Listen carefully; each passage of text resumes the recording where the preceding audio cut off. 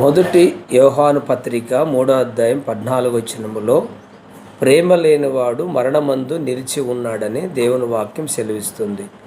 ఈరోజు ప్రేమ అనేది చాలా మందిలో కరువైపోయింది.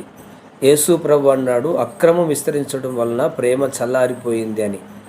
సంఘాల్లో విశ్వాసుల మధ్యలో ప్రేమ తక్కువైపోయింది. కుటుంబాల్లో భార్య భర్తల మధ్యలో ప్రేమ తక్కువైపోయింది. అన్నదమ్ముల మధ్యలో ప్రేమ తక్కువైపోయింది. ఎక్కడ చూసినా ప్రేమ తక్కువైపోయింది. అందుకనే మరి అక్రమం విస్తరించినందువలన ప్రేమ చల్లారిపోయింది. ప్రేమ లేనివాడు మరణమందు నిలిచి ఉన్నాడని వాక్యం సెలవిస్తుంది. ప్రేమ లేకపోతే ఆ వ్యక్తి నిత్య జీవానికి వారసుడు కాదు.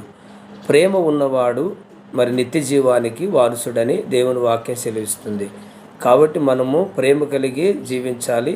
మనం ఒకరికొకరు మరి క్రీస్తు ప్రేమలో జీవించాలని